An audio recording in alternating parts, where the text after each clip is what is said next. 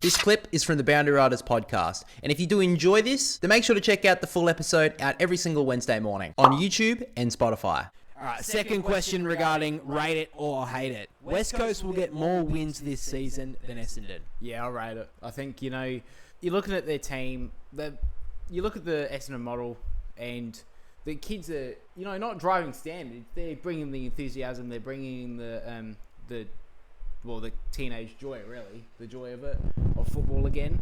And I think that's what West Coast is slowly bringing in with the last couple of years with their players. You look at the Essendon, like, their seniors are not actually doing, the senior players are just being seniors, doing nothing, hobbling around, standing around. And Yeah, they look miserable, they look deflated, they look, what was the word that Brad Scott used? Demoralised, I think it was. Yeah, they just look fucking terrible.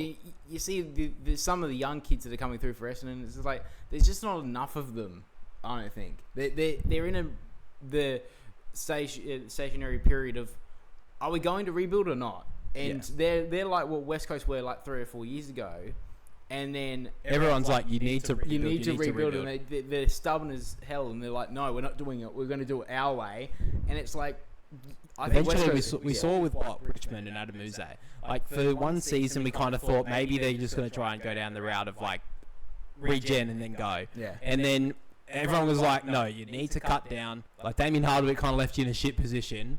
You need to go your own way. Yeah. We saw in Adam Muse's first season, they had one of the worst seasons in AFL record. It wasn't great. They only got 2 wins. They had all these senior players, and Adam Muse kind of put it on the line. He kind of said to all the senior players, like, if you want to go, you're going to go. If you want to stay, you play for you. This is a new team now. So they gutted I wouldn't say gutted. Well, they cut all the way down. But Dusty Martin retired. Rioli left to Gold Coast. Bolton went to Freo. There's a couple. Liam Baker went to West Coast. So did Jack Graham. Or was that the year after? Well, it was the same thing. They started doing that. They started cutting them out. Yeah. They kind of said, you guys can go. And then they went to the draft. They picked up Lawler, Smiley, who hasn't played a game, which is kind of tough.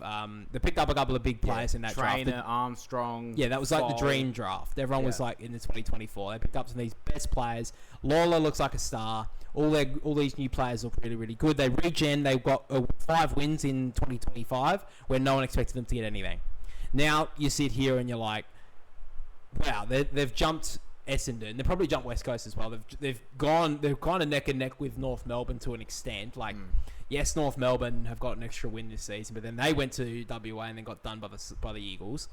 So, yeah, I think that West Coast probably will get more wins than Essendon this year. Yeah. You kind of look at both their lists as well, and you just see that West Coast, I think they probably match up with them better. Like, yes, Nate Caddy's better than a Job Shanahan type, but Job just won the Rising Star Award nomination, and he looks like a really good player to work with.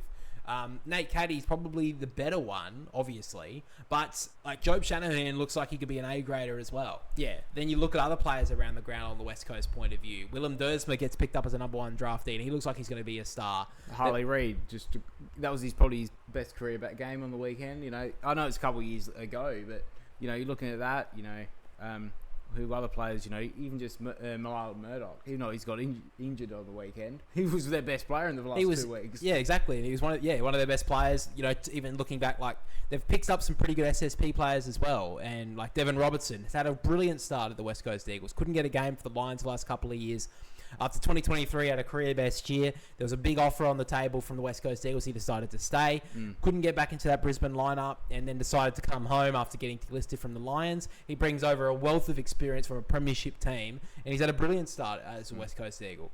And like you said, Milan Murdoch, 2 weeks before the season, or 3 weeks before the season started, he wasn't even on an AFL list. Now he's one of the top 5 players in the West Coast team. Got 2 coaches' votes last week. Yeah. In an AFL team. Yeah. Wasn't not even thought about from an AFL level. Now, Essendon, one big thing is the injuries. They just continue to get injured. Like Jordan Ridley can't get on the park. Nick Martin's out for the entire year. But then they've got a lot of passengers in their team. And I bring him up a lot on this channel, Darcy Parish. Just, why are they not chucking a kid through there? Like, they can give someone midfield minutes, some CBAs. Like, it doesn't have to be someone they picked up in this year's draft, like a Dyson Sharp. It could be anyone. Like, we've talked about Archie Roberts a bit. more on the fantasy side of things, but he showed in the preseason he could be a midfielder. Yeah.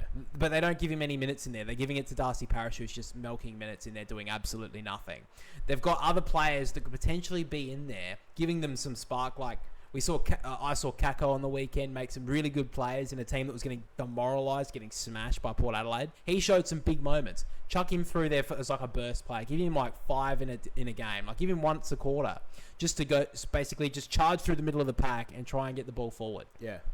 There's players that they could give, like even a Xavier Dersma. Like I know he hasn't done really much since he's joined Essendon, but give him a go. Chuck him through there, see what he's got. Like we've seen what Zach Butters and Connor Rosie could do. Like he was up there in that draft as well with Port Adelaide. Give him a go through there, see what happens. Archie Perkins, I know he's one of the big punching bags of Essendon, but give him something to do. Like I know a lot of people bag on him for maybe butchering the footy, not really doing enough. Well, I mean, at times, maybe give him the go through there. Yeah. See what he's got. Like, you got nothing to lose at this point. You're not making finals. I'm sorry. You're not making finals, Essendon. You'll be lucky to avoid the spoon. They need to do something. Your prediction and ladder prediction earlier in the year is looking pretty good right about now. What, second to bottom? Well, it's looking bad. They're probably going to be worse than West Coast. But, yeah, I think on the prediction side of things, if West Coast will get more wins, I'm kind of agreeing. I think they will get more wins than Essendon, and the season's going to be a very poor one for Essendon once again. Like injuries aren't helping them. They've got a couple of others from the